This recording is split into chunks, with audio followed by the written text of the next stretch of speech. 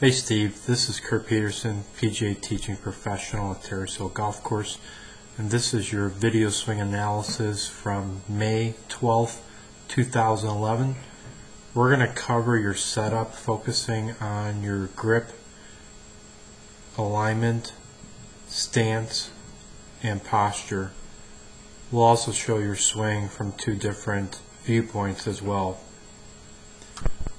First of all, we're going to talk about your grip, and really, to be honest, there wasn't really a lot that we needed to do with your grip. Your grip is pretty sound. The only thing that I would recommend is that you grip down a little bit with your left hand to make sure that your entire palm is actually on the club. Otherwise, it looks very good. We're going to go to stance, and in this particular picture here, I have 3 points that I wanted to cover. First of all, the yellow lines will show the current width of stance, which is very good. You don't really need to do anything with your stance. I would encourage you that if you have a longer club, to maintain the same width of stance. However, if you ever shorten your swing for like a pitch shot or a lob shot, then you'd want to have your feet a little bit closer together, still maintaining your balance on the balls of your feet, just like here in this particular picture. And then you want to be careful with two things.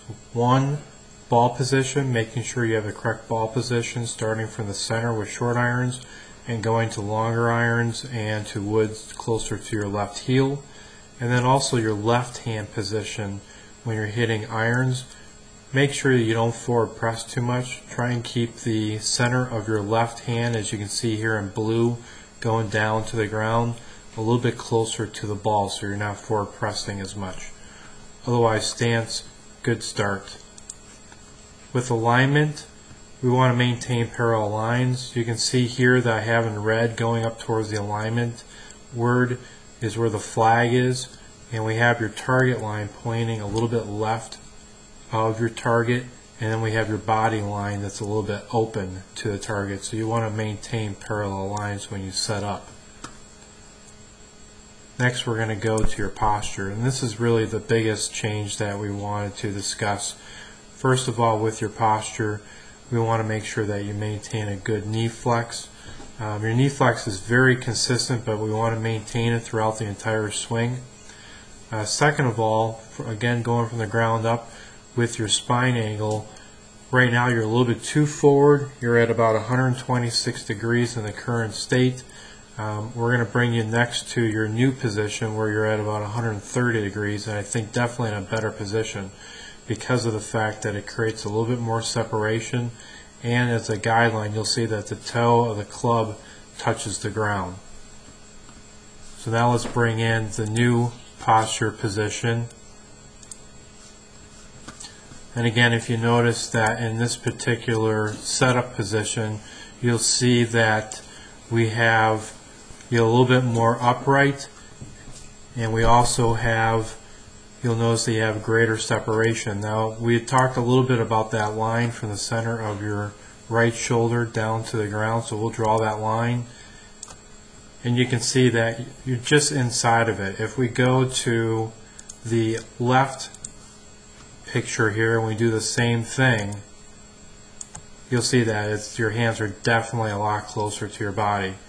So definitely becoming a little bit more upright helps you with maintaining your posture, primarily from the ground up, with having your weight evenly distributed on your balls of your feet, maintain your knee flex, and then a little bit more upright with your spine angle, and it gets that toe down to the ground. So definitely a better position where you need to be. Okay, now let's just have you make a swing here. So we're going to go back to the left video, the old posture position, and just show kind of what the swing looks like with the old setup. And you can see you're taking the club back and you keep it just underneath your swing plane there in red, but you do get a little bit too far inside. So here you are parallel to the ground and you're well inside of your body. We would like to see eventually to have your club head out in front of your body line instead of behind your body line. So it would be in this area here instead of being too far inside. Now you you try and hinge, and you do hinge too high. We want it to be in the box between your right hip and your right shoulder. You're a little bit higher up towards your shoulder, and then eventually when you bring it up and over to the top of your swing, that does present a much longer backswing.